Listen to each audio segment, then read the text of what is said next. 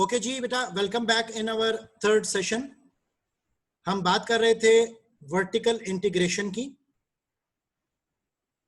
Vertical integration हमारे पास दो तरह की है, बैकवर्ड वर्टिकल इंटीग्रेशन और फॉरवर्ड वर्टिकल इंटीग्रेशन।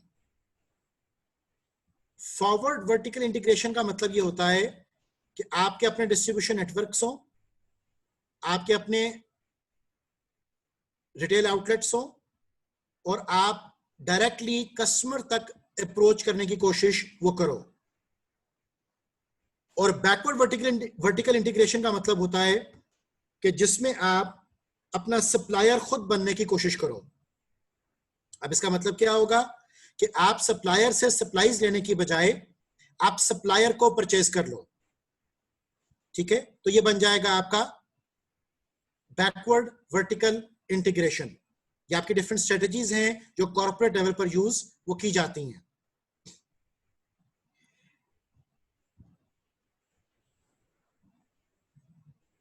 तीसरी स्ट्रेटजी जो कि इंटीग्रेशन की डोमेन में हमें अवेलेबल होती है उसे हम कहते हैं हॉरिजॉन्टल इंटीग्रेशन।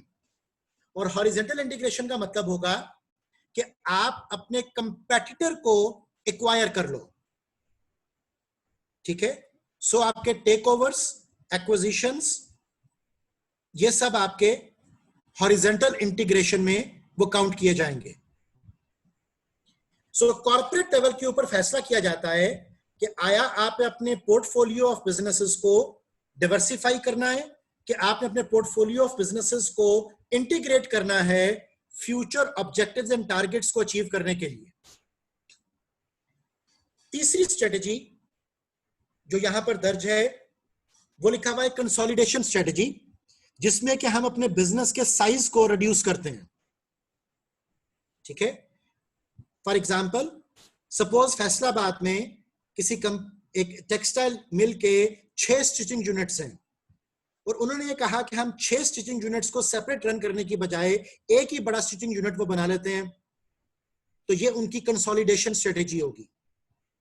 कंसोलिडेशन स्ट्रेटेजीज जो हैं वो बाज़ औक़ात आपकी कॉर्पोरेट रीस्ट्रक्चरिंग के तहत भी यूज वो की जाती हैं। उसके अलावा जो स्ट्रेटेजी यहां पर दर्ज है वो है जियोग्राफिक एक्सपेंशन स्ट्रेटेजी, जिसमें के कंपनी अपने आप को लोकल सिनेरियो से निकालकर नेशनल, इंटरनेशनल, मल्टीनेशनल या ग्लोबल पर्सपेक्टिव की तरफ वो लेकर जाती है। हॉरिजॉन्टल इंटीग्रेशन बेटा जैसा अभी आपको मैंने बताया, इसका मतलब होता है टेक ओवर एंड एक्विजिशन, कि अगर एक कंपेटिटर अपने दूसरे मदे मुकाबिल को, दूसरे कंपेटिटर को खरीद ले तो ये उसकी हॉरिजॉन्टल इंटीग्रेशन स्ट्रेटेजी होगी। फॉर एग्जांपल 2 शूज बनाने वाली कंपनीज हैं, एक शू बनाने वाली कंपनी ने दूसरे शू बनाने वाली कंपनी को एक्वायर कर लिया, तो this is horizontal integration. Corporate level strategies में हमारे पास फर्दर और स्ट्रेटजीज भी हैं, जैसे कि आपके मर्जर्स हैं, जॉइंट वेंचर्स हैं, स्ट्रेटेजिक अलायंस है, इस तरह की बहुत सारी और स्ट्रेटजीज भी हमारे पास आती हैं। लेकिन आपके बुक के स्कोप में जो उन्होंने स्ट्रेटजीज लिखी हैं, they are diversification, horizontal integration, consolidation and geographic expansion strategy. ये तमाम स्ट्रेटजीज कॉर्पोरेट लेवल पर यूज की जाएंगी और कॉर्पोरेट लेवल पर इन स्ट्रेटजीज को यूज करने का मकसद ये है कि हम कॉर्पोरेट लेवल के ऑब्जेक्टिव्स को अचीव वो कर सकें।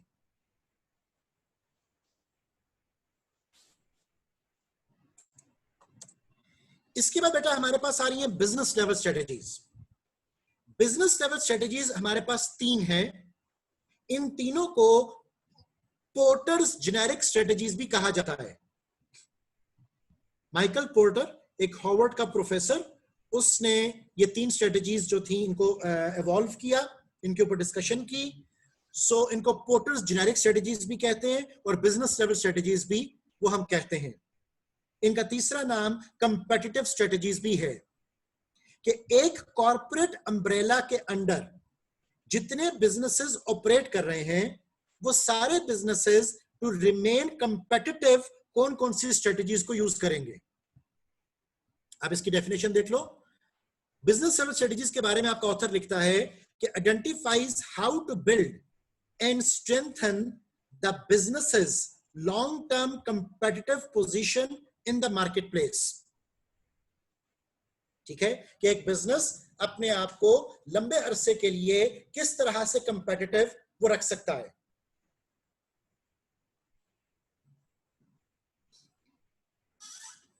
बेटा मुझसे सवाल पूछा जा रहा है कि why consolidation is referred to reducing the size of the company.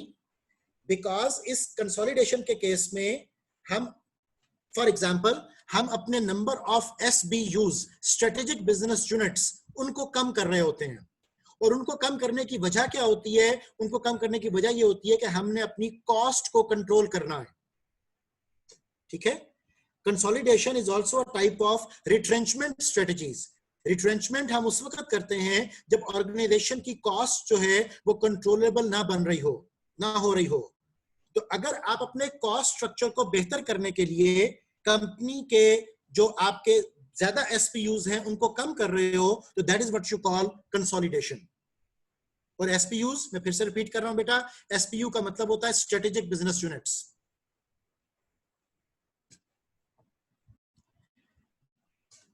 Okay dear, वापस आते हैं अपने बिजनेस लेवल स्ट्रेटेजीज के ऊपर. यहां पर माइकल पोर्टर ने 3 स्ट्रेटेजीज हमें बताई. सबसे पहले देखिएगा कॉस्ट लीडरशिप. इसमें वो कहते हैं कि the enterprise aims to become the low cost leader in an industry. कि आपकी जो मैन्युफैक्चरिंग कॉस्ट है वो आप सबसे कम कर लेते हो अपनी इंडस्ट्री के अंदर, तो you are known as cost leader. और आपकी स्ट्रेटेजी जो है वो कॉस्ट लीडरशिप स्ट्रेटेजी है, जिससे कि आपने अपने टारगेट्स को अचीव वो करना है. दूसरी स्ट्रेटेजी है डिफरेंशिएशन. डिफरेंशिएशन के बारे में वो कहता है कि a firm seeks to be unique in its industry along dimensions that are widely valued by buyers. कि आप अपनी प्रोडक्ट्स एंड सर्विसेज को दूसरों की प्रोडक्ट्स एंड सर्विसेज से मुख्तलिफ और बेहतर बनाते हो. ठीक है, इसको हम कहते हैं डिफरेंशिएशन. कि your products and services are differentiated as compare to your competitor. इसके बाद हमारे पास तीसरी स्ट्रेटेजी है विच इज फोकस. फोकस का मतलब होगा कि a firm seeks to carve out a market niche. एक टारगेट मार्केट को सिलेक्ट करती है, खास टारगेट मार्केट को एक पूरी इंडस्ट्री के अंदर आपका जो बिजनेस है, and compete by providing a product or service customers can get in no other way. और वो कस्टमर्स की पर्टिकुलर नीड को सेटिस्फाई करने की कोशिश करते हैं, और एक ऐसी नीड को सेटिस्फाई करने की कोशिश करते हैं जो नीड मार्केट में किसी और प्रोडक्ट से सेटिस्फाई वो ना हो रही हो. So that would be your focus strategy. ठीक है. बाज़ औक़ात हम इन तीनों स्ट्रेटेजीज को मिक्स करके भी एक मिक्स ऑफ स्ट्रेटेजीज बना सकते हैं. फॉर एग्जाम्पल, आप कॉस्ट भी रिड्यूस कर रहे हो और आप प्रोडक्ट को डिफरेंशिएट भी कर रहे हो. तो अगर आप प्रोडक्ट्स को डिफरेंशिएट भी कर रहे हो और कॉस्ट पे रिड्यूस कर रहे हो, तो बेटा इसके लिए हम वर्ड यूज करते हैं बेस्ट कॉस्ट स्ट्रेटेजी. ठीक है. बेस्ट कॉस्ट स्ट्रेटेजी क्या होगी? जिसमें कि कॉस्ट भी रिड्यूस हो रही हो और along with that आप एक डिफरेंशिएशन भी क्रिएट वो कर रहे हो. सो माइकल पोर्टर ने ये 3 स्ट्रेटेजीज आइडेंटिफाई की, cost leadership, differentiation and focus, जिसका कहना यह था कि इन 3 स्ट्रेटेजीज के जरिए कंपनीज अपने कंपेटिटिव एडवांटेज को इंश्योर करने की कोशिश वो करते हैं. इसके बाद जो बेटा हमारे पास लेवल आता है, हमने कहा 3 लेवल हैं स्ट्रेटेजी के. सबसे पहले हमने देखा कॉर्पोरेट लेवल, फिर हमने देखा बिजनेस लेवल, और इसके बाद जो लेवल हमारे पास आ रहा है उसको हम कहते हैं फंक्शनल लेवल. अब फंक्शनल लेवल, जैसे आपके डिफरेंट फंक्शनल एरियाज हैं ऑर्गेनाइजेशन के पास, मार्केटिंग है, फाइनेंस है, प्रोडक्शन है, HR है, ये सब क्या है? ये फंक्शनल एरियाज है. So marketing strategies, financial strategies, operational strategies, HR strategies, ये सब आपकी फंक्शनल लेवल स्ट्रेटजीज वो कहलाती हैं. तो सबसे पहले मैं फिर से रिपीट कर रहा हूं, कॉर्पोरेशन ने अपने लिए स्ट्रेटजीज बनाई अपने ऑब्जेक्टिव्स को अचीव करने के लिए. उसके बाद उस कॉर्पोरेशन के अंडर जितने बिजनेसेस थे, हर बिजनेस ने अपनी स्ट्रेटजीज बनाई अपने ऑब्जेक्टिव्स को अचीव करने के लिए. और उसके बाद हर बिजनेस में जितने फंक्शनल एरियाज थे, मार्केटिंग, फाइनेंस, HR, इन सब ने अपनी स्ट्रेटजीज बनाई अपने ऑब्जेक्टिव्स को अचीव करने के लिए. फोकस स्ट्रेटजी से मुराद, एक एग्जांपल हम डिस्कस करते हैं. लाहौर में एक ऑर्गेनाइजेशन है, उसका नाम है अलायंस। अलायंस वालों की जो स्पेशलाइज्ड प्रोडक्ट है वो बनाते हैं आर्टिफिशियल आईज। अब आर्टिफिशियल आईज बनाने का मकसद क्या है कि अगर खुदा ना खास्ता पैदाइशी तौर पर या एक्सीडेंट में किसी शख्स की आंख जाया हो जाए तो वह पत्थर की आंख फिर लगवाते हैं। अब वो जो आर्टिफिशियल आई है ये एक कॉमन मार्केट प्रोडक्ट नहीं है, ये हर कस्टमर की नीड नहीं है, ये स्पेशलाइज्ड उन लोगों की जरूरत है जिनकी किसी हादसाती बुनियाद पर आंख जाया हो गई हो। अब उस कंपनी ने जिसका नाम अलायंस है वो जो आर्टिफिशियल आई बनाएंगे ये उनकी पर्टिकुलर फोकस ग्रुप स्ट्रेटेजी है जो कि कस्टमर की उन जरूरियात को पूरा करने के लिए यूज हो रही है जो जरूरियात और किसी प्रोडक्ट से मार्केट में फुलफिल ना हो सकती हो।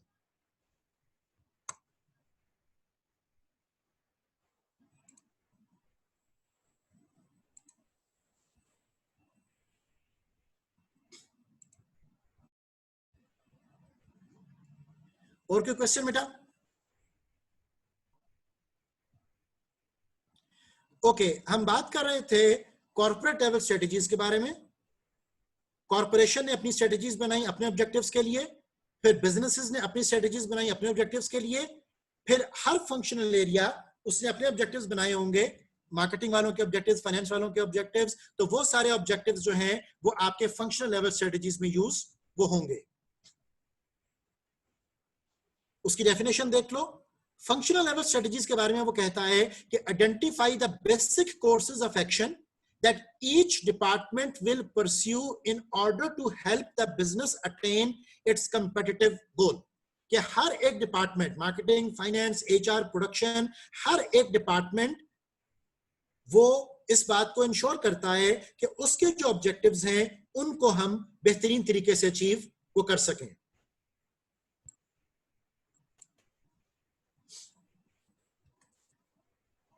ये हमारे पास उसकी एक डिस्क्रिप्शन आ गई। सबसे पहले कॉर्पोरेट लेवल, कॉर्पोरेट लेवल के बाद बिजनेस लेवल स्ट्रेटजीज और उसके बाद हमारे पास फंक्शनल लेवल स्ट्रेटजीज। यहां तक अगर आपके पास कोई सवाल है बेटा तो प्लीज पूछ लीजिए।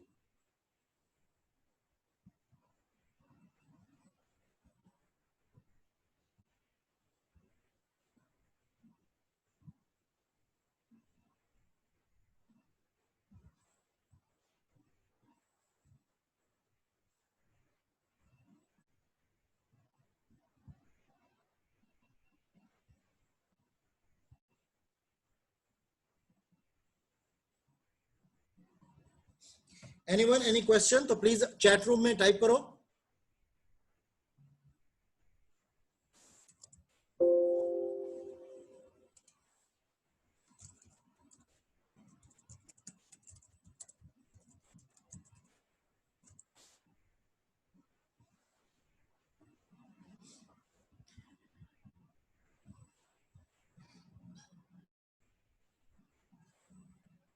ओके बेटा, if so far things are clear तो अब हम नेक्स्ट लेवल को मूव करते हैं।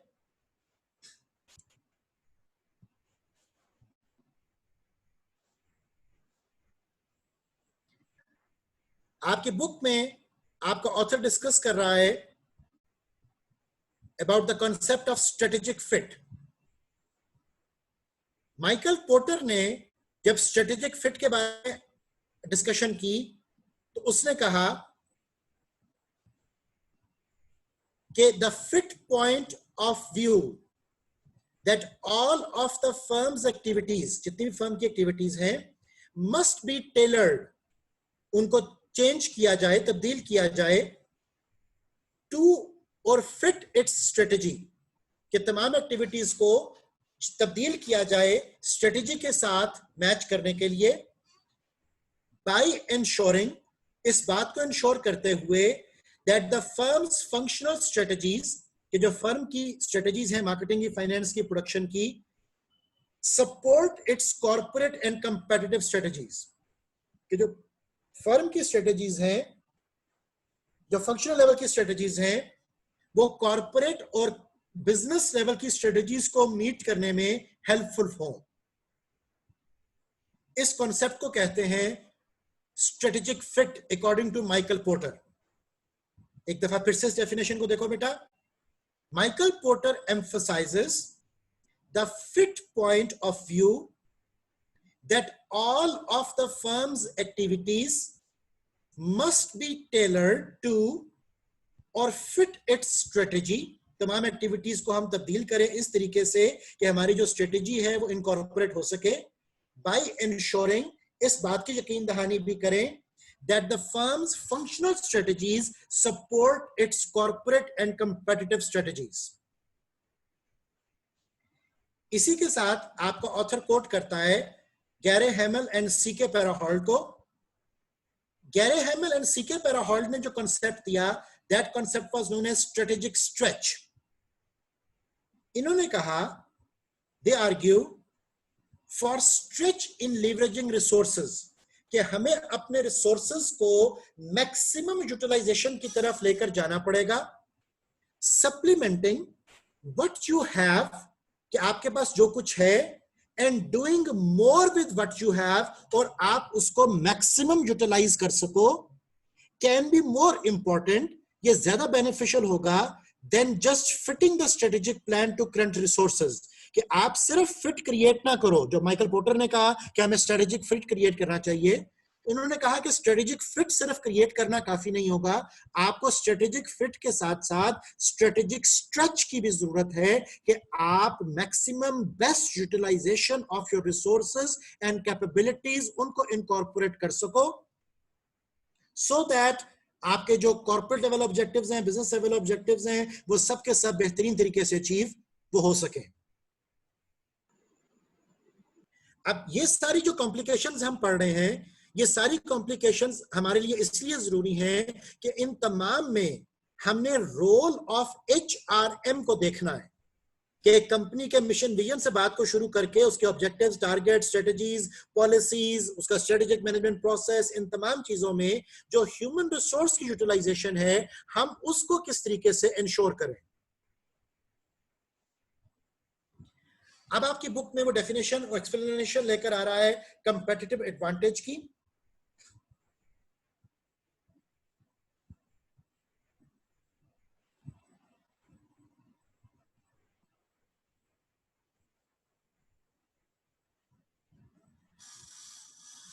कंपेटिटिव एडवांटेज के बारे में वो कहता है कि any factors that allow an organisation to differentiate its product or service from those of its competitors to increase market share।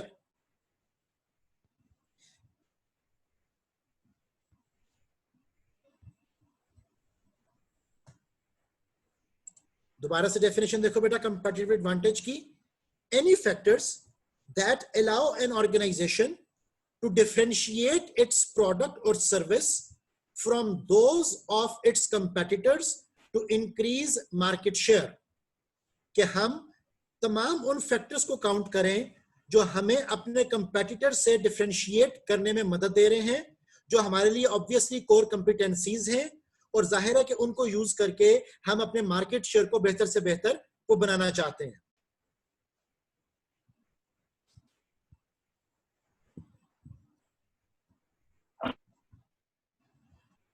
Second expression देखिएगा कंपेटिटिव एडवांटेज का। वो कहते हैं कि superior human resources are an important source of competitive advantage.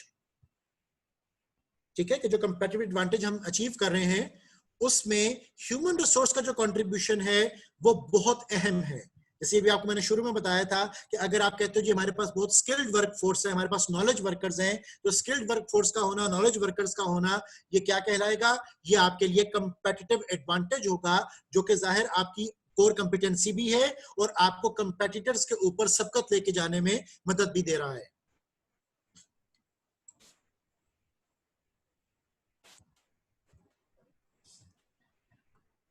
अब यहां तक के जो टॉपिक्स थे आपके चैप्टर में वो प्योरली बात कर रहे थे स्ट्रेटेजिक मैनेजमेंट के कॉन्टेक्स्ट में।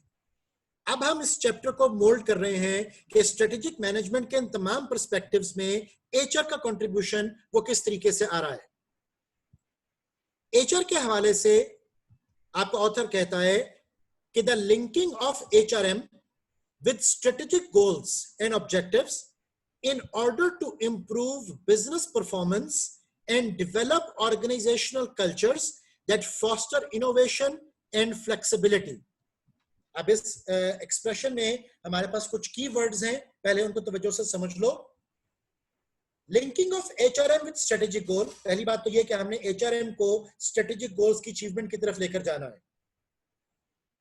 दूसरी बात कि हमने अपने बिजनेस की परफॉर्मेंस को इंप्रूव करना है, which means productivity, profitability and satisfaction of stakeholders, इसको बेहतर से बेहतर बनाना है. तीसरी चीज, एंड डेवलप ऑर्गेनाइजेशनल कल्चर्स, और हमने अपने ऑर्गेनाइजेशन के ओवरऑल कल्चर को वो बेहतर से बेहतर करना है, अपनी वैल्यू सिस्टम्स को बेहतर करना है. दैट फॉस्टर, कि इस सबसे होगा क्या? इनोवेशन. अब यहां पर इनोवेशन की डेफिनेशन बेटा याद रखिएगा. इनोवेशन की सबसे टिपिकल डेफिनेशन ये है कि innovation is commercialisation of invention. मैं रिपीट कर रहा हूं, innovation is commercialisation of invention. ठीक है, कि हम इस सारी लिंकिंग से एचआरएम को स्ट्रेटेजी के साथ लिंक करके अपने कल्चर्स को बेहतर करें, अपने परफॉर्मेंस को बेहतर करें, इनोवेशन हम लेकर आए और फ्लेक्सिबिलिटी लेकर आए. फ्लेक्सिबिलिटी से मुराद यहां पर होगी कि हम चेंज ओरिएंटेड हो, हम फ्लेक्सिबल हो, हम कस्टमाइजेशन लेकर आ सकें, हम लीन प्रोडक्शन की तरफ, हम क्वालिटी एनहांस कर सकें, हम कस्टमर की नीड्स वांट को रिस्पॉन्ड कर सकें. तो ये तमाम चीजें हमसे फ्लेक्सिबिलिटी डिमांड करेंगी. तो अगर हम एचआरएम को स्ट्रेटेजी के साथ एसोसिएट करते हुए अपने कल्चर्स, अपनी परफॉर्मेंस, इनोवेशन, फ्लेक्सिबिलिटी, इन सब चीजों को डेवलप कर रहे हैं, अचीव कर रहे हैं, इनकी तरफ मूव कर रहे हैं, तो that is the context of strategic human resource management. Second expression देखिएगा, वो कहता है कि formulating and executing HR systems, कि हम एचआर को इस तरीके से तरतीब दें, एचआर पॉलिसीज एंड एक्टिविटीज हम उनको डेवलप करें, that produce the employ competencies, कि जिससे कि लोगों में एक महारत, एक सलाहियत वो डेवलप करे, and behaviours the company needs to achieve its strategic aims, और लोगों में उन बर्ताव को हम लेकर आ सकें, उन बिहेवियर्स और एटीट्यूड्स को डेवलप कर सकें जो कि एक्चुअली ऑर्गेनाइजेशन की रिक्वायरमेंट वो होते हैं. उनमें प्रोफेशनलिज्म हम लेकर आ सकें, उनमें रिस्पॉन्सिवनेस हम लेकर आ सकें, उनमें रेडीनेस हम लेकर आ सकें, उनकी स्किल्स को बेहतर कर सकें. तो ये तमाम चीजें बेटा आपकी स्ट्रेटेजिक इंपॉर्टेंस या स्ट्रेटेजिक वैल्यू वो कैरी करती हैं. यहां तक अगर कोई सवाल है बेटा तो पूछ लीजिए.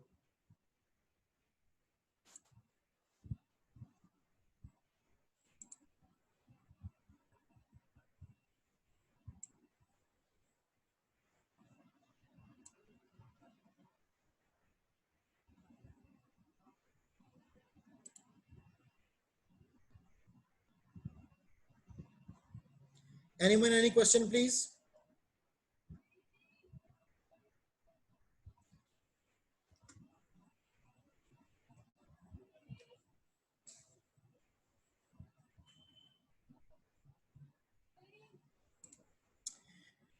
Before we carry on, आपको मैं बताता चलूं बेटा कि नेक्स्ट वीक भी जाहिर है कि आपको डायरी लिखनी है, और अब आपका जो है वो चैप्टर्स का जो कॉन्टेक्स्ट है वो प्योर एचआर के हवाला से अब बात शुरू हो चुकी हुई है. सो बहुत केयरफुल रहिएगा अपनी डायरी के डेवलपमेंट में. आपकी जो 4 हेडिंग्स हैं, रिपोर्टिंग, रिलेटिंग, रिकंस्ट्रक्टिंग, रीजनिंग, इनको बड़ा केयरफुली डेवलप करना है. एक चीज जो मैं बार बार नोट कर रहा हूं कि बहुत से स्टूडेंट्स जो हैं वो एक दूसरे की असाइनमेंट्स को कॉपी कर रहे हैं. बेटा नेक्स्ट टाइम से इसके ऊपर अब आपको वार्निंग्स इशू होंगी. You have to be very much careful कि आप लेक्चर कंटेंट्स को ठीक तरीके से सुनो, अपने लेक्चर नोट्स प्रिपेयर करो, और उन लेक्चर नोट्स को आप अपनी डायरी में रिपोर्ट करो. गूगल से आप हेल्प यकीनन ले सकते हो, लेकिन सारा कुछ वहां से अगर आप कॉपी करोगे तो वो आपकी कॉपी पेस्ट असाइनमेंट एक्सेप्टेबल नहीं होगी. वहां से आप रेफरेंसेस जरूर ले सकते हो, वहां से आप रेफरेंसेस जरूर ले सकते हो, वहां से आपको डेफिनेशन और थ्योरी पिक कर सकते हो, लेकिन कोशिश करें बेटा कि आप उन तमाम चीजों को अपने अल्फाज में एलैबोरेट करें.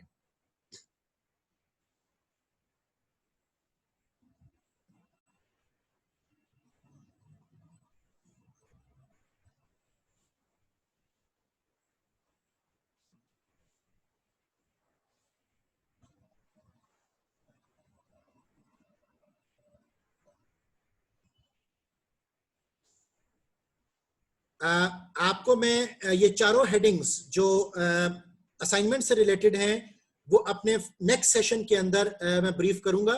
I turn on the format of learning diary और वहां पर बेटा आपसे मैं सारा डिस्कस करूंगा कि आपको किस तरीके से इसको एलैबोरेट वो करना होता है.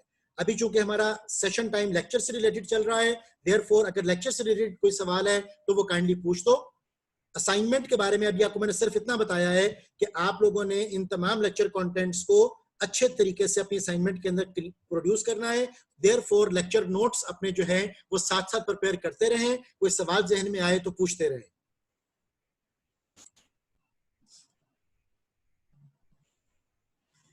इनोवेशन, अभी आपको मैंने बताया कि इसकी डेफिनेशन जो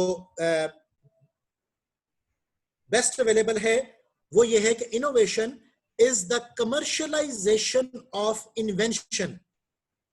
अगर आप किसी इजाद को, किसी इन्वेंशन को मार्केट में जाकर बेचो, अच्छे तरीके से कमर्शियलाइज करो, तो इस पूरे प्रोसेस को इनोवेशन कहते हैं. Commercialisation of invention. For example, Bluetooth technology का बनना, इजाद होना इज इन्वेंशन. ब्लूटूथ टेक्नोलॉजी का बिकना इज इनोवेशन. ठीक है, कोई चीज इजाद होती है तो वो इन्वेंशन है.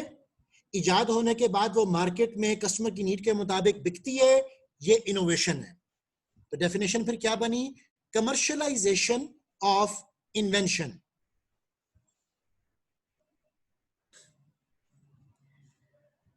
ओके बेटा, if there is no further question तो हम नेक्स्ट स्लाइड की तरफ मूव कर रहे हैं. यहां पर हम कॉर्पोरेट लेवल स्ट्रेटजीज को बिजनेस लेवल स्ट्रेटजीज और एचआर के कॉन्टेक्स्ट में फंक्शनल लेवल स्ट्रेटजीज के साथ लिंक करने के प्रोसीजर को वो देखते हैं. यहां का जो स्टार्टिंग पॉइंट हमारे पास होगा that would be this step, जहां पर मेरा माउस कर्सर मूव कर रहा है. यहां पर लिखा हुआ है companies strategic situation. Company strategic situation को एनालाइज करने के लिए आपके पास ऑर्गेनाइजेशन से related strengths weaknesses internal audit से और अपॉर्चुनिटी थ्रेट्स एक्सटर्नल ऑडिट से वो मौजूद होनी चाहिए. जैसा उसने यहां पर कंपनी की इन्वायरमेंट के बारे में लिखा कि उसमें हमारे पास पॉलिटिकल एस्पेक्ट्स हैं, इकोनॉमिक एस्पेक्ट्स हैं, डेमोग्राफिक एस्पेक्ट्स हैं, टेक्नोलॉजिकल एस्पेक्ट्स हैं. तो ये सारा जो आपको मैंने पेस्टल एनालिसिस में वो बताया था. उसके अलावा कंपनी के हमारे पास इंटरनल स्ट्रेंथ्स एंड वीकनेसेस हैं. मींस आपने स्वॉट एनालिसिस पूरा कर लिया. तो स्वॉट एनालिसिस इन अदर वर्ड्स आपकी कंपनी की स्ट्रेटेजिक सिचुएशन को वाजिया करता है. अब जब कंपनी की स्ट्रेटेजिक सिचुएशन आपके पास आ गई तो यहां से अगला स्टेप क्या होगा कि आप कंपनी का एक स्ट्रेटेजिक प्लान बनाओगे. कंपनी के स्ट्रेटेजिक प्लान में आपका मिशन, विजन, आपके ऑब्जेक्टिव्स, टारगेट्स एंड गोल्स, ये सब कुछ डिफाइन हो रहा होगा.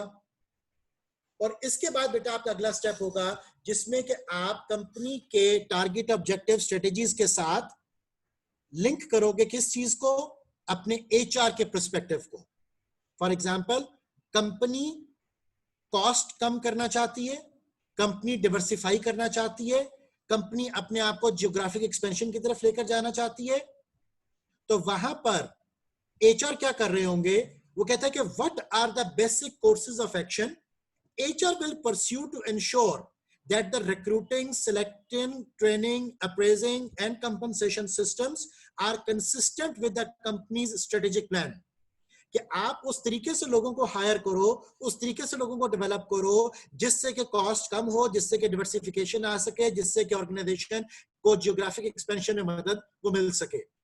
तो जब एचआर वाले अपनी रिक्रूटमेंट को, सिलेक्शन को, ट्रेनिंग को, तमाम चीजों को ऑर्गेनाइजेशन की स्ट्रेटेजी के मुताबिक डेवलप करेंगे तो उससे क्या होगा?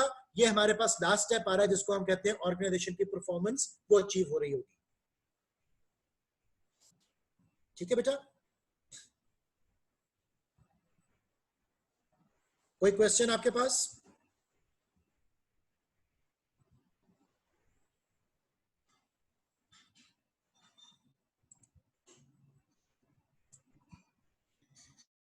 अब हम एचआर के स्ट्रेटेजिक रोल को थोड़ा सा इन डिटेल में जाकर देखते हैं।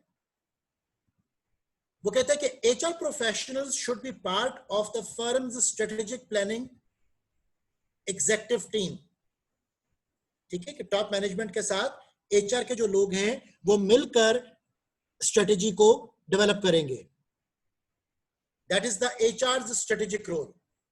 उसमें वो कोशिश करेंगे कि वो कॉस्ट को कम कर सके, जिसमें वो टैलेंट को एक्वायर कर सके, जिसमें वो टैलेंट को रिटेन कर सके, जिसमें वो टैलेंट को डेवलप कर सके। तो ये आपके 4 मेजर ऑब्जेक्टिव्स होंगे एचआर के स्ट्रेटेजिक रोल के। That we have to reduce the cost, we have to acquire the talent, we have to retain the talent, and we have to develop the talent. And अब इन objectives को ध्यान में रखते हुए जब HR professionals top management के साथ as a team काम करेंगे, तो what are the issues, what are the aspects that they have to follow?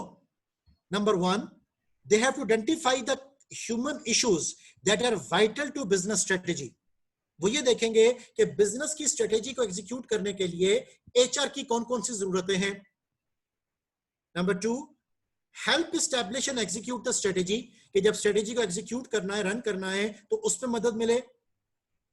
Number 3, provide alternative insights, different options को टॉप मैनेजमेंट के सामने रखें, जिनसे कि एचआर की इन्वॉल्वमेंट के साथ साथ ऑर्गेनाइजेशंस के ऑब्जेक्टिव्स को अचीव करने में मैक्सिमम सपोर्ट मिले। Number next, are centrally involved in creating responsive and market driven organisations. तो एचआर वाले सपोर्ट करेंगे पूरे सिस्टम को, पूरी ऑर्गेनाइजेशन को इस तरीके से कि हम चेंज ओरिएंटेड भी हो और हम मार्केट में आने वाली तब्दीलियों के साथ, कस्टमर की नीड वांट्स में आने वाली तब्दीलियों के साथ अपने आप को भी तब्दील वो कर सकें। एंड नंबर लास्ट इज कि हम कॉन्सेप्चुअलाइज कर सकें ऑर्गेनाइजेशन के चेंज को। ठीक है, कि ऑर्गेनाइजेशन का जो चेंज प्रोसेस है हम उसको फैसिलिटेट कर सकें, हम उसको कॉन्सेप्चुअलाइज कर सकें। So that is all what we need to go for. So ये तमाम मेन काम हैं जो एचआर को टॉप मैनेजमेंट के साथ मिलकर अपनी ऑर्गेनाइजेशन में एग्जीक्यूट करने हैं। अब ये सारा सिस्टम किस तरीके से आपस में लिंक करता है, उसके लिए बेटा ये फ्लो शीट डायग्राम आप एक देख लो।